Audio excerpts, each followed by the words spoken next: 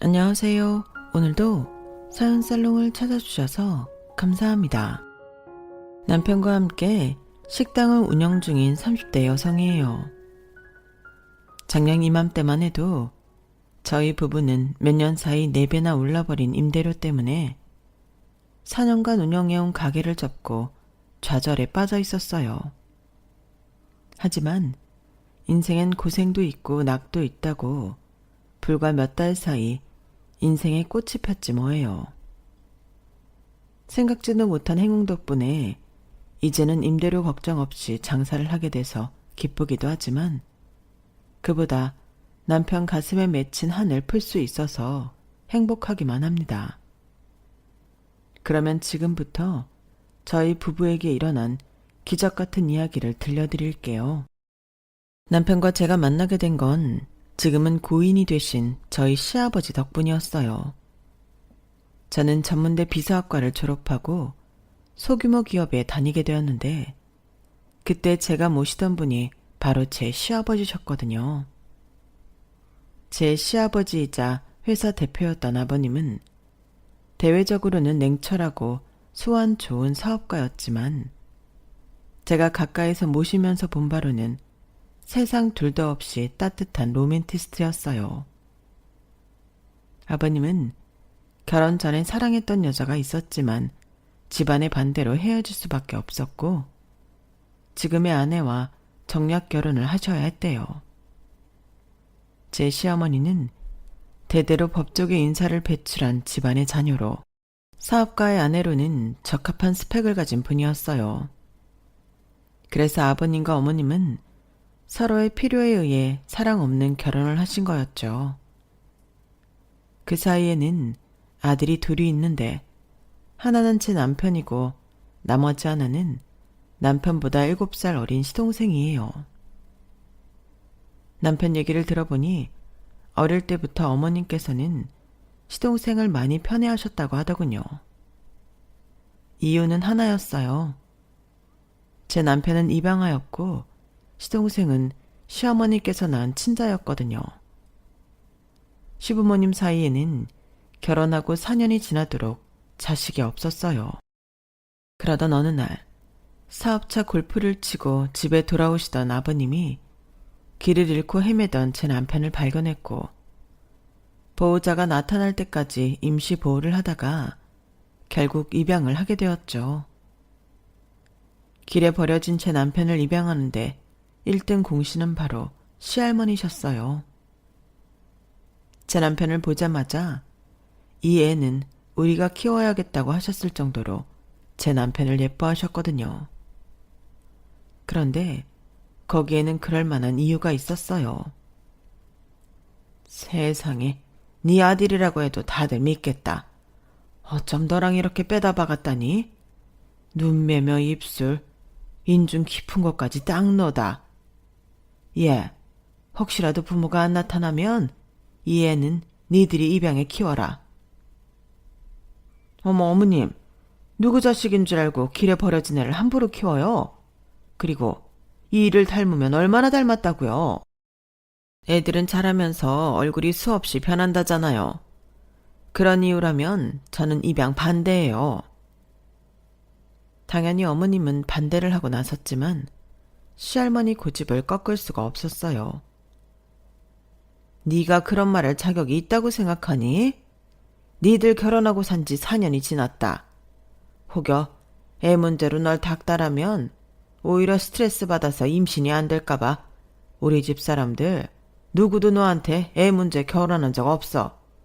그뿐이니 네 몸에 무리 갈까봐 집안일 하는 사람이며 수행 비서까지 붙여서 네 수발 다 들어줬잖니. 그런데 그러는 동안 넌 뭘 했니? 네 남편이 아침부터 밤늦게까지 회사 일로 뛰어다니는 동안 넌 백화점 쇼핑에 피부관리나 받으면서 탱자탱자 논 거밖에 더 있어? 아직도 애속식도 없으면 미안해서라도 네가 나서서 입양을 권해야 할 판에 어디서 되고 안 되고를 따져? 너한테 그럴 자격이 있다고 생각해? 어머님, 애 안 생기는 게 제 탓인가요? 손바닥도 마주쳐야 소리가 나는 법이라고요. 그이가 협조를 안 하는데 어떻게 애가 생기겠어요? 아니면 다른 문제가 있던가? 씨 없는 수박일지 누가 아냐고요? 네가 아주 뚫린 입이라고 별소리를 다 하는구나. 의사도 아무 하자 없다고 한 내 아들한테 뭐가 어쩌고 어째? 이젠 하다 별 핑계를 다 대는구나. 아무튼 우리도 기다릴 만큼 기다렸다. 비록 피는 한 방울도 안 섞였는지 몰라도 사랑 주고 정 주면 내 자식 되는 거다. 게다가 애가 우리 명훈이를 이렇게 꼭 닮았잖니? 그러니 보호기간 끝날 때까지 애 부모가 안 나타나면 법적 절차 밟아서 입양하도록 해.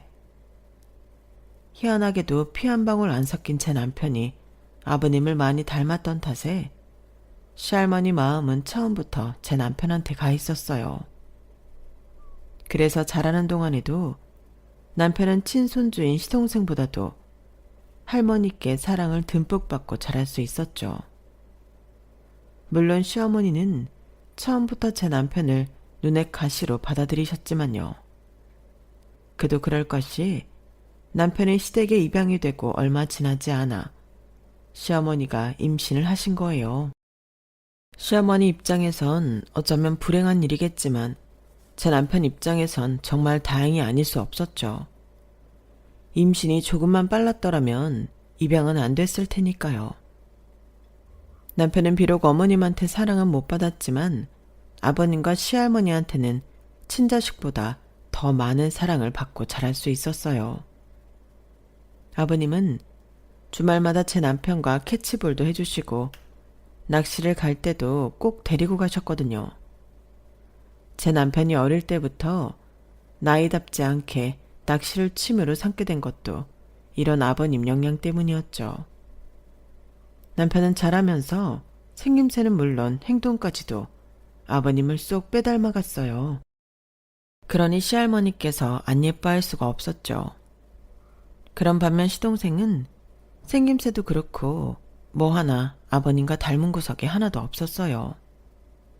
오죽하면 집안에서 시동생을 입양아가 아닐까 의심했을까요? 그럴 때마다 시어머니는 손톱을 바짝 세우고 달려들었죠. 아가씨가 소문냈죠? 우리 중원이가 그 애가 아니란 소문. 언니도 참, 내가 언제 그랬다고 그래요. 생사람 잡지 마세요. 내가 들은 게 있으니까 이러는 거 아니에요.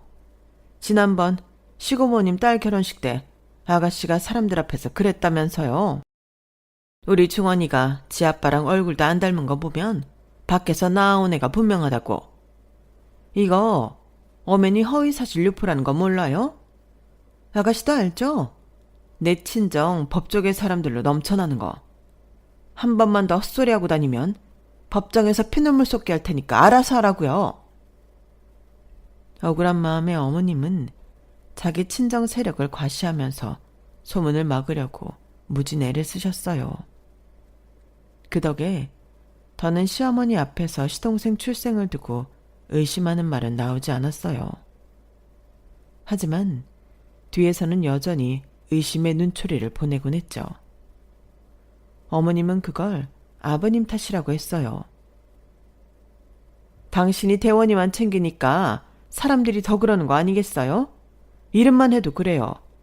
우리 애 이름을 왜 대원이 따라 학렬을 맞춰요? 주어온 애 이름을 왜 친자식 이름 짓는데 쓰냐고요? 당신 말 조심 좀 해. 언제까지 우리 대원이한테 주어온 자식이란 소리를 할 거야.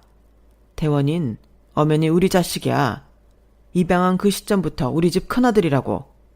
그리고 동생이 형 이름 따르는 건 당연한 건데 뭐가 문제라는 거야?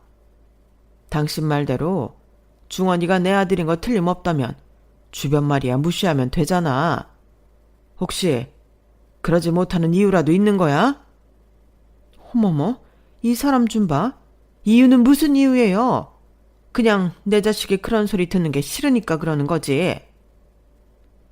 아버님 반격에 어머님은 꼬리를 내리셨고 나중에 안 사실이지만 거기에는 그럴 만한 이유가 있었더라고요. 시동생은 어머님이 아버님 몰래 외도를 통해 가진 아이였거든요. 그러니 도둑이 재발 저린다고 어머님은 비밀이 탄로날까봐 더 손톱 발톱을 세워가며 싸워댔던 거였어요. 하지만 어머님은 모르는 사실이 하나 있었어요. 아버님은 어머님이 임신을 했다는 말을 했을 때부터 어머님의 외도를 눈치채셨다는 걸요. 제가 아버님 곁에서 비서로 일할 때 아버님 친구이자 주치의셨던 김 박사님을 뵌 적이 있는데 그때 두 분이 하시는 얘기를 들은 적이 있어요. 몇 토막 주워들은 거라서 자세한 내막은 모르겠지만 아버님이 무정자증이라는 내용이었어요.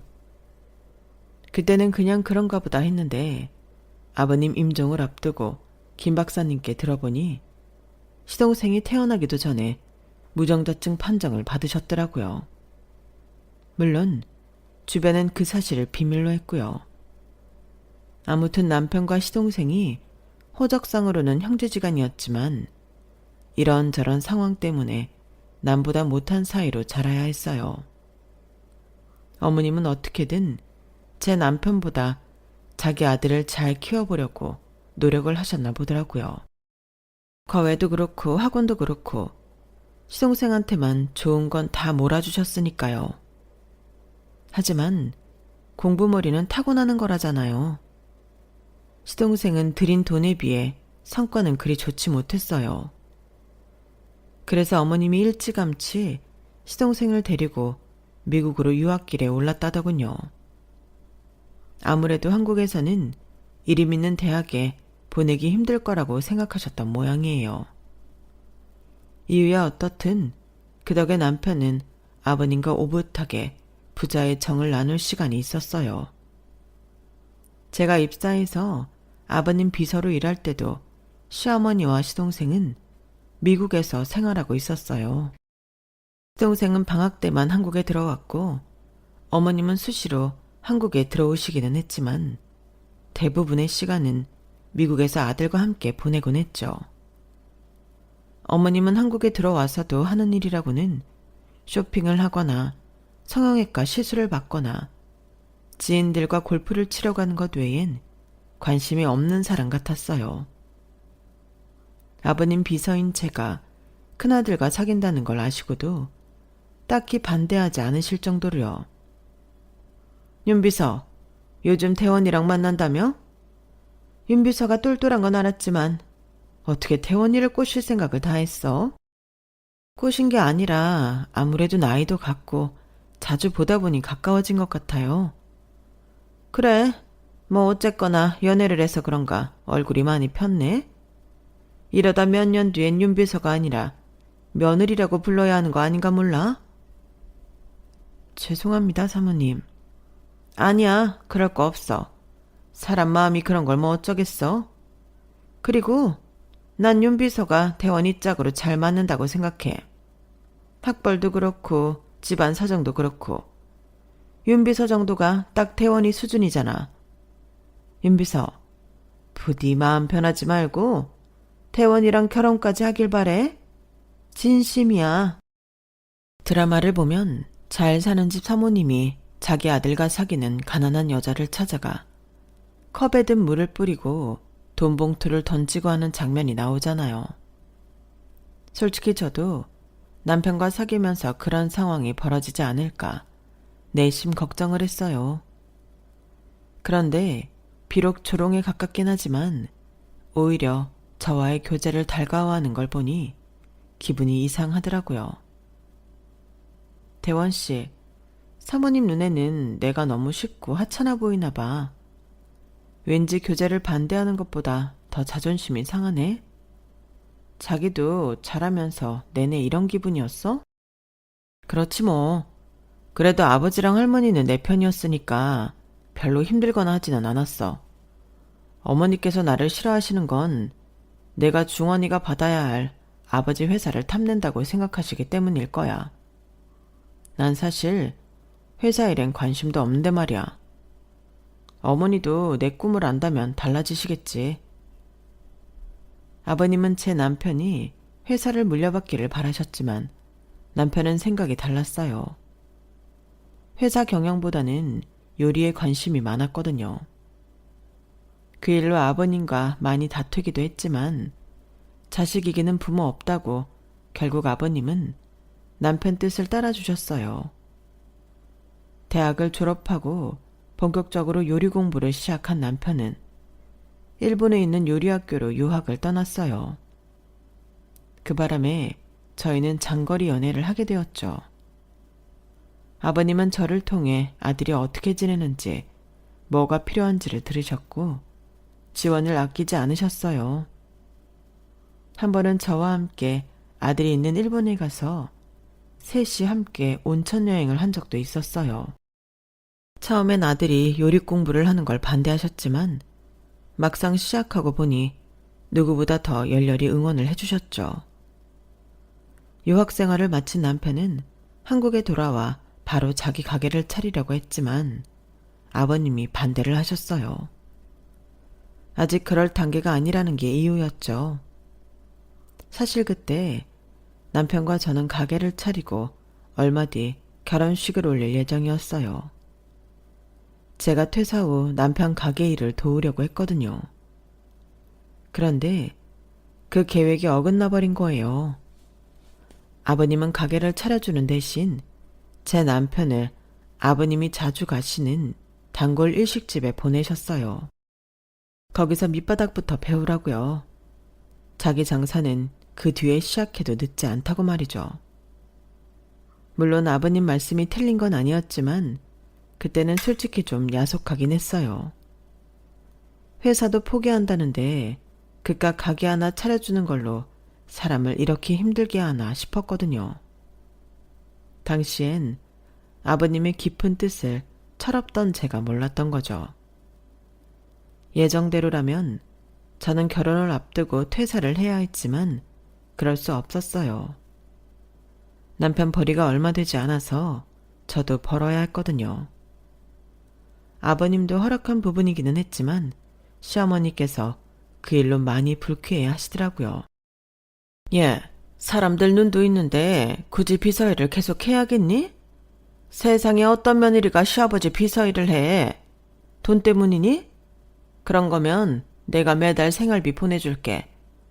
사실 그간 태원이가 허튼 꿈을 꾸고 있는 게 아닌가 해서 내심 걱정했었는데 지금 보니 그건 아닌 것 같아서 다행이다 싶다. 그게 다 네 덕분 아니겠니? 너랑 만나면서 송충이는 솔잎을 먹어야 한다는 걸 지도 깨달은 거겠지. 앞으로도 네가 대원이 옆에서 처신 잘하도록 많이 좀 가르쳐라. 그럼 내가 심심찮게 챙겨줄 테니 알겠지? 어머님은 남편이 일식집에 취직을 하자 회사에 욕심이 없다는 걸 아셨는지 전보다 많이 유해지셨어요. 혼수며 예단 문제로 괴롭히지도 않으시고 오히려 그동안 고생 많았다면서 아버님 몰래 보너스도 두둑히 챙겨주셨죠. 하지만 제가 퇴사를 않고 비서 일을 더 한다고 하자 바로 달려와 한 소리를 하시는 거예요. 마치 제가 회사에 남아있으면 절대로 안 되는 뭐가 있는 것처럼 끝까지 퇴사를 종용하셨어요. 그게 내심 걸리긴 했지만 시어머니가 말리는 일이라서 끝까지 고집을 부릴 수만은 없었어요. 그래서 퇴사를 하고 결혼식 이후 재취업을 했어요. 전에는 아버님과 종종 낚시도 다니고 함께 보내는 시간이 많았던 남편이었지만 결혼 후에는 사는 집도 다르고 식당에 취직한 지 얼마 안 돼서 시간을 내기 힘들어진 탓에 아버님과 만나는 날도 손에 꼽을 정도에 불과했어요. 그러다 보니 시댁과 점점 더 멀어져 갔죠. 그렇게 3년을 일식집에서 일을 배운 남편은 드디어 가게를 차리게 되었어요. 가게 오픈에 맞춰 저도 퇴사를 하고 남편 식당 일을 돕기 시작했고요. 가게는 아버님이 차려주셨지만 어떻게든 인건비를 줄이려고 그러기로 한 거였죠. 남편이 차린 식당은 전통 일식집은 아니고 덮밥 전문 가게였어요. 주 메뉴는 튀김덮밥과 회덮밥이었지만 남편의 야심작은 한정 판매를 하는 장어덮밥이었어요. 단가가 꽤 센 편이었는데도 점심시간에 매진이 될 정도로 인기가 좋은 메뉴였죠. 손도 많이 가고 수량도 적은 메뉴였음에도 남편이 장어덮밥을 고집한 건 아버님 영향이 컸던 것 같아요. 저희 아버님이 장어덮밥을 좋아하시거든요. 아버님은 종종 가게에 들러 남편이 만든 장어덮밥을 드시고 가셨는데, 그래서 남편은 아무리 주문이 밀려도 아버님께 드릴 장어덮밥 1인분은 매번 남겨두고 판매를 하곤 했죠. 그런데 언제부턴가 아버님 발걸음이 뜸해지기 시작했어요. 저희 부부도 가게 일이 바빠서 따로 시댁에 찾아뵙기 힘들어졌고요. 그렇게 3년 가까이 시간이 지난 어느 날 아버님이 전화를 하셨더라고요. 아가, 가게 휴무가 언제니? 혹시 시간 내면 가까운 데로 나들이라도 가지 않으련? 아버님, 저희가 다음 주 수요일이 휴무예요. 그럼 그때 나들이 가실래요? 도시락으로 아버님 좋아하시는 장어덮밥 싸갈게요. 자주 못 찾아뵈서 죄송해요. 사실 가게 일로 많이 지쳐서 쉬는 날만이라도 푹 자고 싶었지만 모처럼 아버님이 먼저 연락을 해주셨는데 피곤하다는 핑계로 약속을 미룰 수는 없었어요. 그래서 휴무 전날 늦게까지 도시락 준비를 해서 아침 일찍 아버님을 모시러 갔어요. 그런데 아버님이 일이 있어서 밖에 나와 계신다고 집으로 가지 말고 아버님이 계신 곳으로 오라고 하시더라고요. 그땐 아무 생각 없이 아버님이 알려주신 곳으로 차를 끌고 갔는데 나중에 알고 보니 그때 아버님은 병원에 입원 중이셨더라고요. 담당 의사한테 하루 외출 허락을 받고 저희를 만나러 나오신 거였죠. 남편과 저는 그걸 몰랐던 거예요. 시댁의 발길이 뜸해진 건 우리 부부가 가게 일로 바빴다는 핑계도 있지만 실은 어머님이 저희 부부의 방문을 꺼려하셨던 이유도 있어요. 어머님은 아버님 눈을 피해 저희 부부한테 늘 이러셨거든요. 그만큼 키워줬으면 이제 아버님 그늘 벗어나 스스로 살 생각을 해야지. 뭐 얻어먹을 게 있다고 집에 드나드니? 왜? 가게 하나 받은 걸로 부족해서 그런 거야? 돈 좀 더 얹어줘야 돼? 어머님, 저희는 그런 생각으로 찾아오는 거 아니에요. 저도 그렇고 이도 그렇고 부모님께 인사드리러 오는 거지 다른 뜻은 없어요. 이 인사는 무슨 우리가 니들 인사받고 살 정도로 한가해 보이니?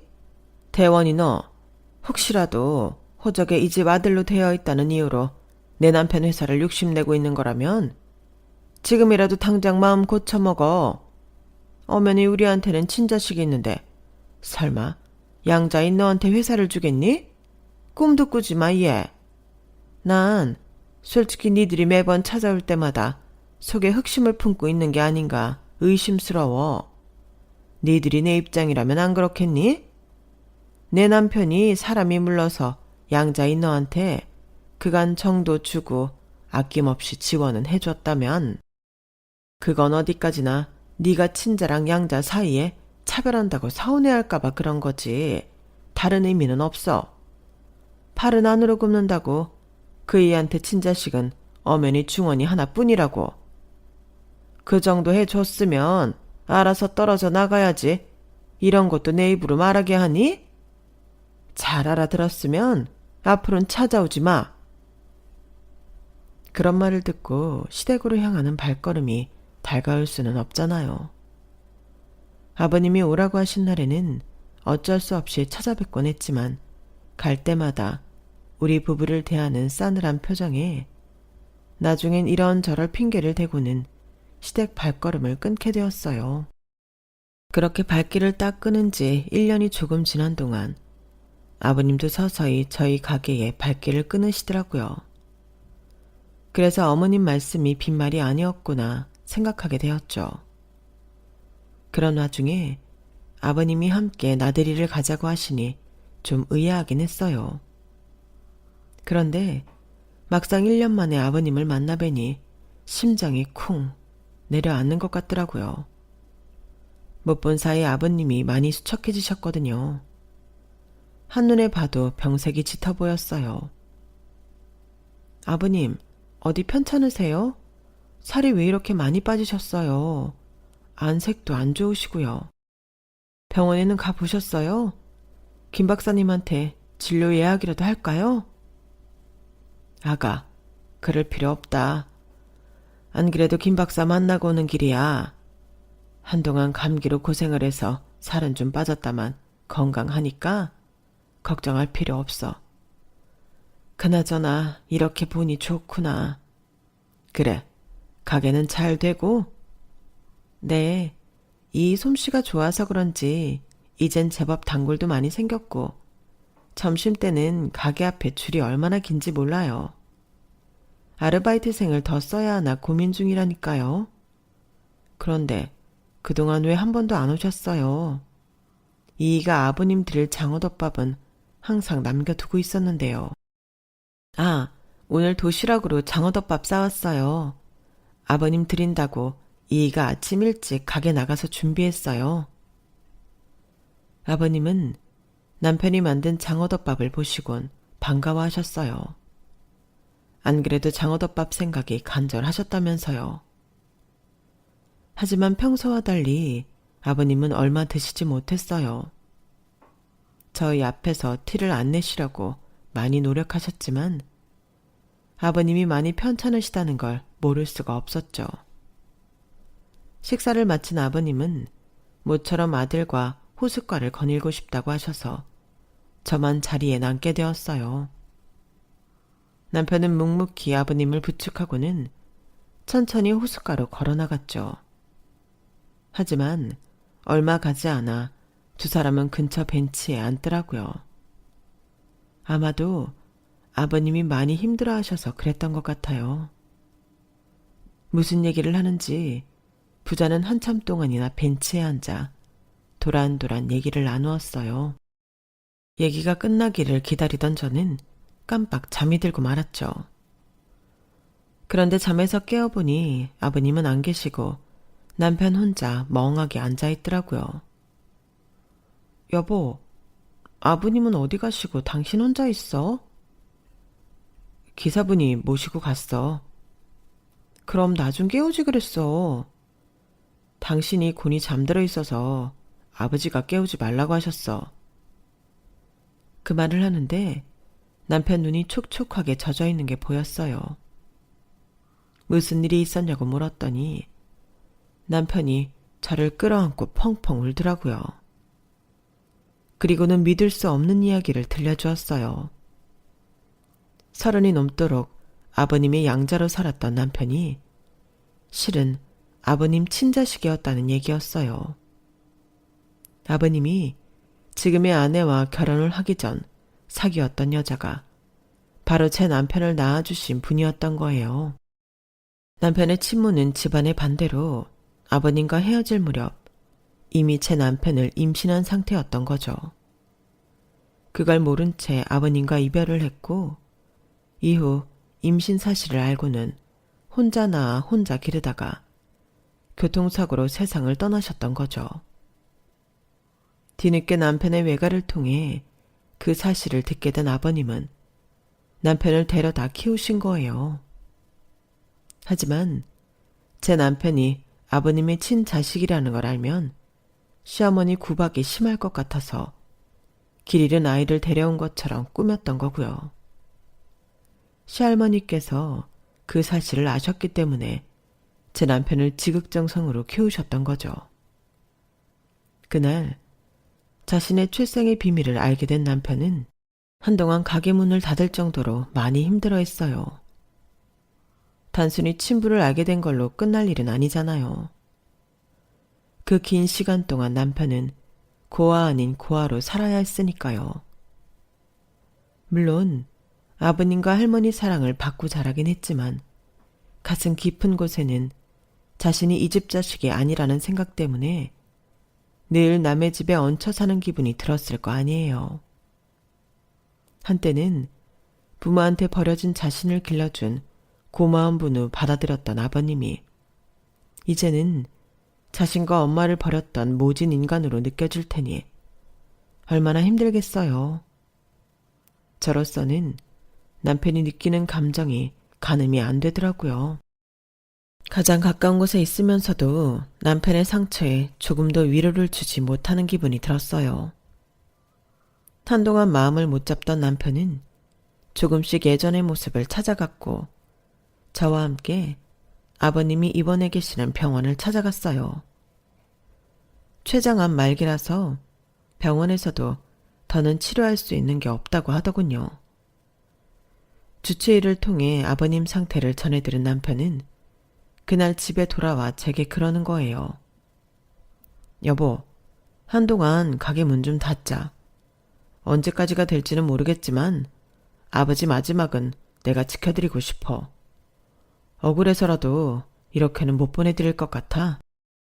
그래, 그렇게 해. 가게 신경 쓰지 말고 아버님 곁에서 지내. 그래야 나중에라도 후회가 안 남지. 마지막 효도 잘해드려. 그렇게 남편은 병실에서 함께 기거하며 아버님 곁을 지켜드렸어요. 그리고 한동안 저희 가게는 문을 닫게 되었죠. 그러던 어느 날이었어요. 가게 문을 닫은 지 좀 돼서 주방 냉장고 안에 있는 재료들을 정리하려고 가게에 들렀는데 건물주한테 연락이 온 거예요. 월세를 올려달라는 전화였죠. 그런데 그 올려달라는 인상폭이 해도 너무한 거예요. 네? 아니, 갑자기 월세를 그렇게나 올려달라니 이건 정말 너무하잖아요. 장사를 하지 말라는 얘기랑 뭐가 달라요? 그러지 마시고 저희 사정도 좀 생각해 주세요. 하루아침에 월세를 4배나 올려달라는 건물주의 말에 욕이 나올 뻔했어요. 처음 장사를 시작하고 손님이 없어서 남은 재료가 썩어 나가던 때에도 우리는 허리띠 졸라매며 가게세는 밀리지 않고 냈어요. 그런 노력에도 불구하고 이제 겨우 자리를 잡고 나니까 기다렸다는 듯이 가게세부터 올려달라고 하니 정말 화딱지가 나더라고요. 생각 같아서는 욕이라도 한 바가지 퍼붓고 싶었지만 그런다고 달라지는 게 없어서 최대한 정중하게 말을 했죠. 상가건물 임대차 보호법에 따르면 임대료의 5% 이상 인상할 수 없다고 알고 있거든요. 그런데 4배나 올려달라는 건 말이 안 돼요. 게다가 요즘 집안일 때문에 가게 문도 닫고 있는 형편이라고요. 그랬더니 그건 자기 알 바 아니라며 세를 올려주지 않을 거면 가게를 비워달라지 뭐예요. 결국 소송을 하느니 마느니 하며 한참을 싸우곤 전화를 끊었어요. 전화를 끊고 나니 하도 열받아서 눈물이 다 나더라고요. 주님 위에 건물주라더니 이래서 그런 말이 나왔나 보다 생각했어요. 평소라면 당장 남편한테 전화해 건물주 욕이라도 실컷 했겠지만 상황이 상황인 만큼 그럴 수는 없었어요. 남편은 간병을 하느라 몸도 마음도 지쳐있을 텐데 저까지 힘들게 할 수는 없으니까요. 그렇다고 언제까지고 이 문제를 두고 볼 수만은 없어서 병원에 찾아가 남편한테 가게세 인상 얘기를 했어요. 그랬더니 남편이 한숨을 푹 쉬고는 그러더라고요. 아버님 상태를 봐도 당장 가게 문을 열기 힘들 것 같으니 가게를 빼는 게 좋겠다고요. 그간 자리를 잡으려고 가게에 들인 공을 생각하면 절대 그만두고 싶지 않았지만 남편을 생각하면 고집을 부릴 수도 없었어요. 그래서 가게를 정리하기로 마음먹었어요. 일단 계약 기간이 남아있으니 제가 혼자 할 수 있는 것만 천천히 정리했어요. 나머지는 아버님 상태가 좀 안정이 되면 남편이 하기로 했고요. 그런데 남편의 노력에도 불구하고 아버님 상태가 나날이 악화된 거예요. 그래도 한동안은 의식이 있으셔서 남편 얼굴도 알아보시고 고개나 손짓으로 의사소통도 하셨는데 이제는 그마저도 힘들게 되고 말았어요. 병원에서도 일주일을 넘기기 힘들 거라며 가족들한테 연락을 하라고 하더군요. 그런데 병원에 찾아온 어머님이 아버님 상태를 훑어보시더니 그러시는 거예요. 그래, 그간 수고 많았다. 그래도 네가 키워준 보답은 하는구나. 그래서 말인데 이제 병원엔 안 와도 된다. 여긴 내가 알아서 처리할 테니까 너희는 이제 그만 가봐. 우리 중원이 곧 한국 들어오니까 넌 여기 있을 필요 없어. 그간에 정이 있으니 장례식 때는 연락하마. 어머니, 그게 무슨 말씀이세요? 아버지가 이러고 계신데 어떻게 제가 자리를 비워요? 아버지 곁은 제가 지키겠습니다. 제가 임종 지킬 거라고요. 예, 네가 무슨 자각으로 내 남편 임종을 지키겠다는 거니? 너도 알겠지만 나 너 싫어. 보기 싫다고. 안 그래도 곧 파양 신청할 생각이야. 그동안 이 사람 뜻이 하도 강경해서 내가 참아줬다만 이제 의식도 없으니 더는 내 뜻을 못 꺾을 거 아니겠어? 그리고 내가 이 사람 죽기 전에 널 파양하겠다는 게 무슨 뜻인지는 알지? 너한테는 유산을 한 푼도 주지 않겠다는 얘기야. 너 돈 한 푼 안 줘도 이 사람 임종시킬 생각 있어? 없지. 그거 봐. 피 한 방울 안 섞인 사이가 그런 거야. 그러니까 쓸데없이 기운 빼지 말고 돌아가. 아버님 임종을 앞둔 순간 시어머니는 본색을 드러냈어요. 어머님 머릿속에는 죽어가는 남편보다 남편이 남길 유산이 먼저였던 거죠. 그런데 이런 상황을 옆에서 조용히 듣고 계시던 아버님 주치의이자 오랜 친구인 김 박사님께서 그러시는 거예요. 재수씨, 대원이를 파양하는 건 안 될 겁니다. 이 친구가 자기 아들을 파양하는 건 원치 않을 테니까요. 아니, 김 박사님, 다 죽어가는 양반 뜻이 뭐가 중요합니까? 그리고 아들은 누가 아들이라는 겁니까? 내 남편한테 아들은 우리 중원이 뿐이에요. 생물학적으로도 그렇고 곧 서류상으로도 그렇게 될 겁니다. 하하, 재수씨, 그러니까 파양이 안 된다는 겁니다. 생물학적으로도 친자식은 중원이가 아니라 대원이니까요. 재수씨도 알죠? 이 친구 재수씨랑 결혼하기 전에 결혼을 약속한 사람이 있었던 거. 대원이가 바로 그 여자분이랑 사이에서 태어난 애입니다. 딱 봐도 얼굴이 이 친구랑 판박인데 설마 몰랐어요? 그 말에 시어머니는 귀신을 본 사람처럼 얼굴이 파래졌어요.